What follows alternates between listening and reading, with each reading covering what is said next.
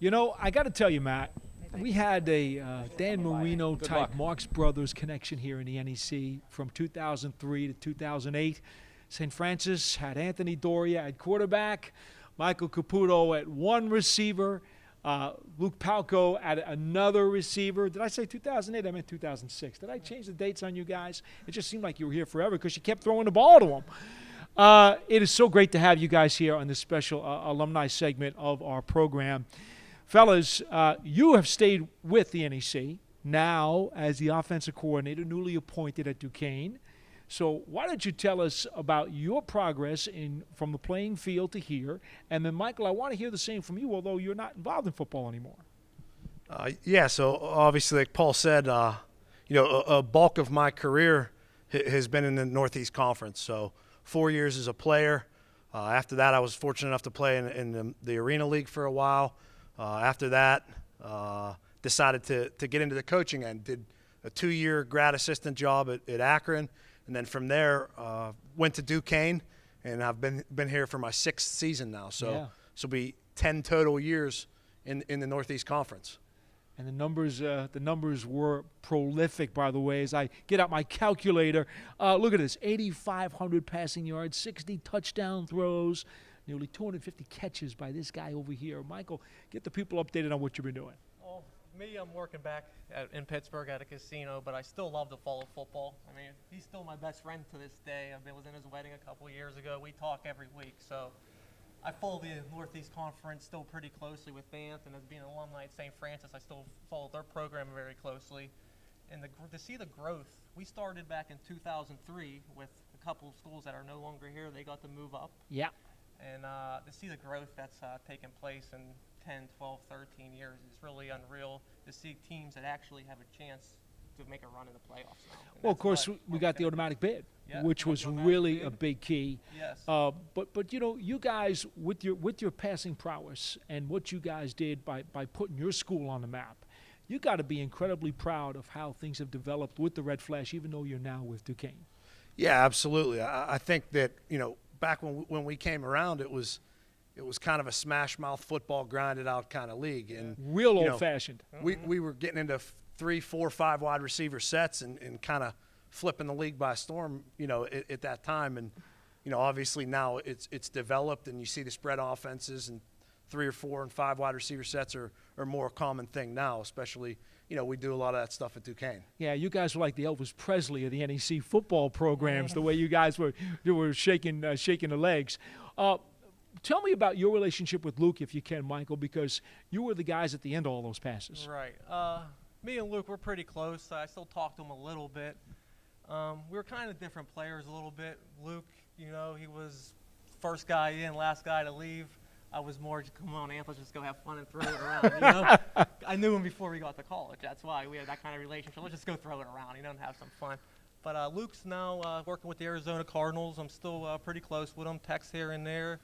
And he's one guy, I'm going to say it now, he might be a GM one day, so it's one guy you want to stay close to. Pretty cool stuff. Yeah. Now, Michael actually got us up on Twitter last year. You were watching the show. I was. And Anthony was here in our anniversary alumni segment. Yeah. Tell the folks what made you get on the electronic device there and pop us a message. Well, NEC Rolf actually invited me up last year, and I couldn't make it up. So I was kind of disappointed. I wanted to be involved with it. I knew some of the guys that were up here on the panel last year. And, of course, I know this guy, so whenever I can take a shot on Twitter against him, I got to take it. I don't know if you've seen a couple of weeks ago, he finally followed me on Twitter. I've been his best friend for 15 years, and I finally got a follow on Twitter from Finally? him. Finally. That's because you just got it, right? I think he just found out how to use it. Pretty much. I mean, I use it for recruiting, basically, and figured I'd give the guy a plug. Yeah. I got you. All right, so besides the fact that you knew him for so long before you guys started to play, on the field, what was it about the X's and O's that made it click so well? Well, I think it really comes down to a lot of it's Ant's accuracy. His accuracy, you could see it in the quarterback he coaches now, Dylan, how accurate he is. The receiver does not have to be open. You throw him open. When you have quarterbacks as good as Anthony and Dylan, who I believe was he first team All-NEC? Second team. When you have He'll be first team this year. When you have quarterbacks like that, you don't got to get open. They throw you open. So he made my job a lot easier. He put it on the right shoulder, and it's really up to the quarterback. So, just to echo what he's saying, you know, we've played a long time together, so it goes back to high school, and really it's just developing trust in those guys. Pelko was another Pittsburgh kid, so in the off season, it was an easy transition for us all to get together and throw. And the big thing was, you know, I knew where those guys were going to be, and even when they were covered, I felt comfortable enough putting the ball in a general area that they were going to come down and make the play. I wrote down a couple numbers here from a 2005 game against Sacred Heart. I remember that game. You both remember do that game. very well. Michael, 14 grabs for 294, 3 touchdowns. Anthony, 33 completions for 494 and 4 touchdowns. Is that the one that will always stick out? Well, it sticks out, but the thing that sticks out mostly about that game is we didn't win. So that was disappointing. We had great days, but we came up short on the scoreboard, and all the numbers are great, but you play to win. You know, you play to win, and we came up short that day. You know, in coaching Dylan Beekle at Duquesne, he's coming up on some of your numbers now. He's steadily climbing right to and going to go well past my numbers. So. Any razzing going on at all? Does he give you the business? Do you give him the business? No, I mean, we've got a great relationship, and obviously, you know, I feel like I've had a hand in his success, so naturally I want him to surpass me and everybody else for that matter. I'd like him to put that mark kind of out of reach so that it stands for a long time. He deserves it. I want to go back to what you guys both said a little while ago. We talked about how you guys brought the passing element really into Nouveau, into the NEC, because it was really a lot of dust up until. How proud are you of that, in that that's really a legacy that to this day, I mean, it's a passing league now. I mean, they try to throw it a lot. Yeah, I mean, I think, you know, a lot of it's credited to the guy that was running our offense at the time. You know, Paul Fela did a great job with us, and really, you know, he knew that you know, maybe we weren't the most athletic team, but we could use our splits and spacing to kind of create mismatches. You know, get the ball out of our hand quick, and you know, we had those 2 warriors on the outside that I trusted to go make plays for me. Yeah. How many of those plays do you think, percentage-wise, how much of that playbook is now in your playbook at Duquesne? I mean, we definitely use a good bit Oh, of I it, know you got some of them. You know, Coach Schmidt had a great playbook when I got there, and you know, we use most of that stuff, but we've tweaked and adapted some little things and, you know, some nuances to you know, keep it rolling. Defenses adjust, so you got to adjust, right?